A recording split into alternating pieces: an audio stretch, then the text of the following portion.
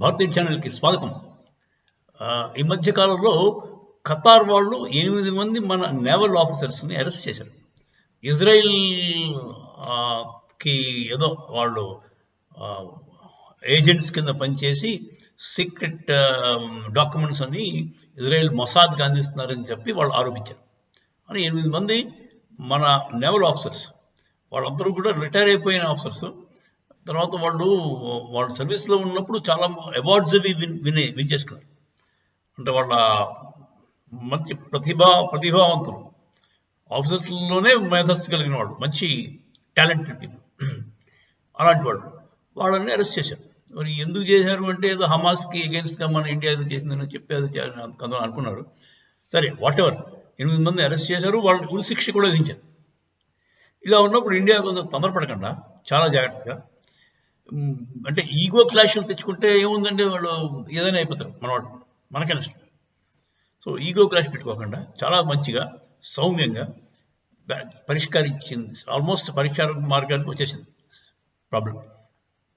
First ఏం చేశారు మన వాళ్ళు, డ్రగ్స్ అండి, మన ఫార్మాస్యూటికల్స్ ఉంటాయి కదా, ఎసెన్షియల్ డ్రగ్స్ అన్నీ కూడా మెల్లిమెల్లిగా అదే కన్సైన్మెంట్స్ లేట్ అవడం, అంటే కన్సైన్మెంట్స్ డిలే అయిపోతాయి. ఎందుకు అవుతున్నాయి వాళ్ళు అడిగితే ఏదో పేపర్ వర్క్ ఉందండి, ఉంటాయి కదా, లాజిస్టిక్స్లో హిచ్చెస్ ఉంటాయి కదా అని చెప్పారు. ఆ తర్వాత ఇప్పుడు ప్రపంచంలోనే ఫుడ్ గ్రెయిన్స్ షార్టేజ్. బేసిక్గా గోధుమలు, రైస్. గోధుమలు యుక్రెయిన్ బాగా సప్లై చేసేది, ఇప్పుడు యుక్రెయిన్ వార్ వల్ల వాళ్ళు పండించడం మానేశారు. సో అది అయిపోయింది, యుక్రెయిన్ నుంచి అయిపోయింది. They have to depend on India. అవి కూడా ఇక్కడి నుంచి వెళ్ళే కొంచెం ఎందుకో డిలే అయిపోతున్నాయి. షిప్ రావాల్సింది రావట్లేదు. అలాగే రైస్ వెళ్ళలేదు, డిలే. ఏదో పేపర్ వర్క్ అన్నారు, ఏదన్నారు, క్లియరెన్స్ లేదండి, కస్టమ్స్ క్లియరెన్స్ అవ్వట్లేదండి, ఏదో ప్రాబ్లం ఉంది, టెక్నికల్ హిచ్ వచ్చింది అంటే డైరెక్ట్గా చెప్పరు. అంటే అసలు కారణం తెలియక వాళ్ళకి అర్థం చేసుకోవాలి నిలిపే, అది అర్థమైంది వాళ్ళకి. తర్వాత కూడా వాళ్ళ దగ్గర నుంచి మనం గ్యాస్ కొంటాం.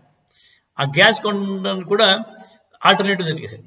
రష్యా నుంచి గ్యాస్ తెప్పించడం, తర్వాత ఇంకో చోట ఆఫ్రికన్ కంట్రీస్లో గ్యాస్ బాగా ఎక్కువ ఉందంటే అక్కడ మన వాళ్ళు ఏకంగా గ్యాస్ క్షేత్రాలనే కొనేసారు. 30% స్టేక్స్ తీసుకుంటారు. డ్రిల్లింగ్ యూనిట్స్ అన్నింటిలో కూడా వీళ్ళు 30% స్టేక్స్ తీసుకుని ఆల్టర్నేటివ్ అన్ని ఆల్రెడీ సెట్ అవే వెతికేసుకున్నారు. దీంతో వాళ్ళకి ఇంకా భయం. సో వాళ్ళ దగ్గర కొండ మానేస్తే వాళ్ళు 40% ఎక్స్పోర్ట్ ఇండియాకే చేస్తారు గ్యాస్. సో ఇదంతా మామూలుగా అవుతుంది. ఇలా ఉండగా దౌత్యపరంగా మోదీ గారు వాళ్ళ చీఫ్ ఉంటాడు కదా, అది ఏదో అంటారు, మన head of the state, prince వాడు డిక్టేటర్, ఖతార్ తాలూకా యుఏఈలో భేటీ అయ్యారు. యుఏఈ అంటే ఎమిరేట్స్. యుఏఈ అంటే అబుదాబి, దుబాయ్ అవన్నీ కూడా యుఏఈలోకి వస్తాయి. అక్కడ ఒక చోట వీళ్ళు కూర్చుని మాట్లాడుతున్నారు, మోదీ గారు అతను మాట్లాడుకున్నప్పుడు మీకు తెలిసిన కదా, మోదీ గారు ఎదురుగా వచ్చి ఏదైనా కన్విన్స్ చేయడంటే చేస్తే ఎవడు పడని వాడు ఇంకోటి ఉండడు. ఆయన దగ్గర వశీకరణ ఉంది.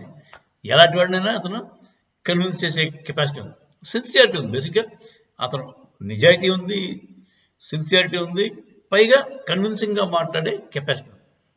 సో మోదీ గారు వెళ్ళి అతని చెప్తూ అతను డిక్టేటర్ కదా, అతను ఏం చెప్తే అది అయిపోద్ది. సో అదే అడ్వాంటేజ్.